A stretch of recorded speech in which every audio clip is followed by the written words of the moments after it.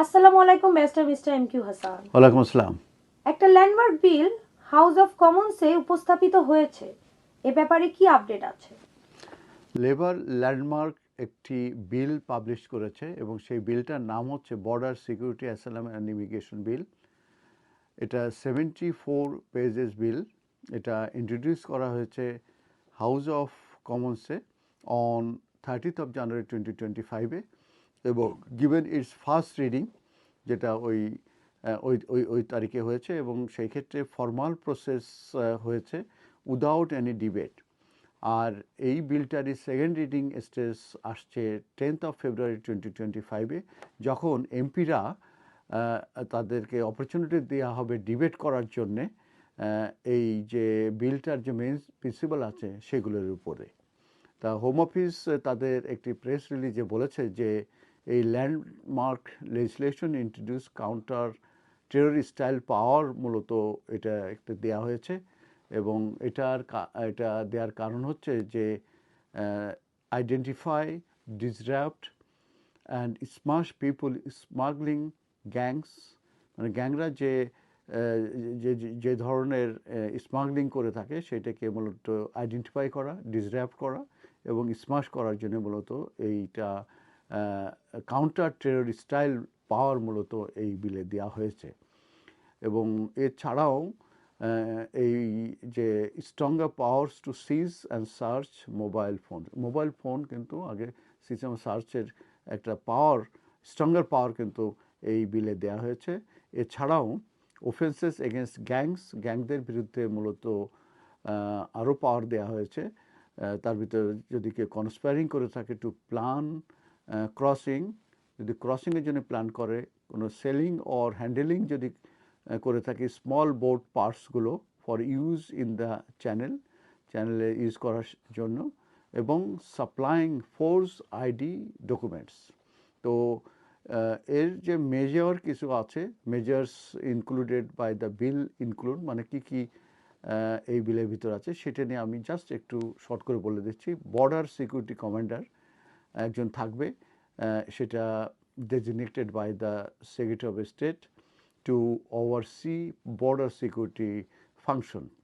Offenses related to immigration crime এই বিলে introduce করা হয়েছে, যারা সাপ্লাই করবে কিংবা যারা হ্যান্ডেলিং করবে কিংবা কালেক্টিং করবে ইনফরমেশন আর আর্টিকেল ইউজড ইন ইমিগ্রেশন ক্রাইমে যারা এইগুলো ইউজ করবে তাদেরকে 14 years প্রিজনে সেন্টেন্স হবে।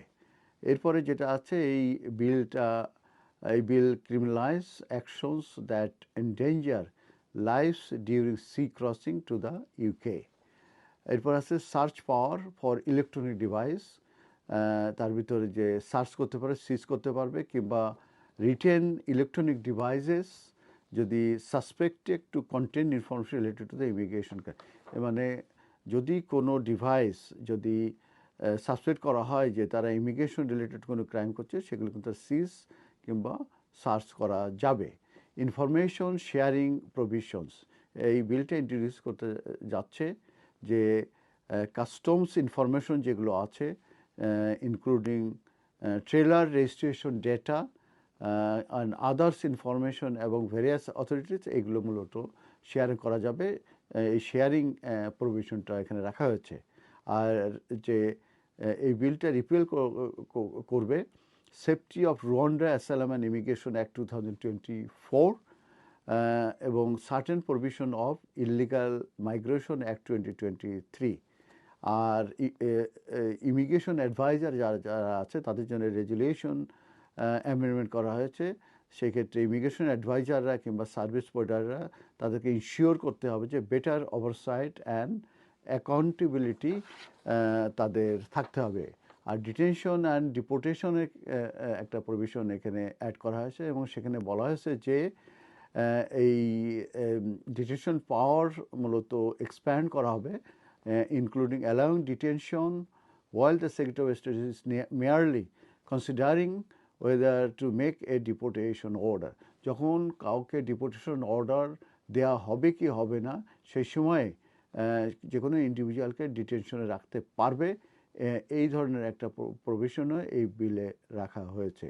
আর প্রিভেনশন অফ সিরিয়াস ক্রাইমের প্রভিশনের ভিতর রাখা হয়েছে।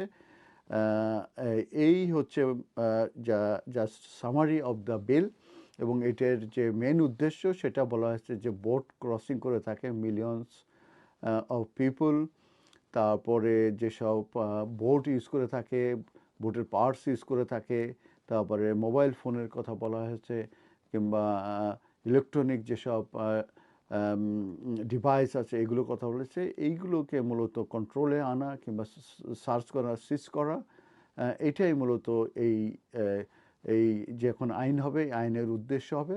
এটি মূলত একটি new counter terror style powers এই বিলে দেওয়া হয়েছে। এই বিলটা মূলত ফার্স্ট স্টেজ হয়ে গেল, second stage 10th of February। এরপর এটা পাশ হলে এমপিরা সেখানে ডিবেট করবে, ডিবেট করার পরে এটা পাশ হলে এটা হাউস অফ লর্ডসে যাবে, হাউস অফ লর্ডসে পাশ হলে পরবর্তীতে এটা ইমপ্লিকেশন হবে এবং এটি একটি অ্যাক্ট হিসাবে এদেশে পরিগণিত হবে। ধন্যবাদ।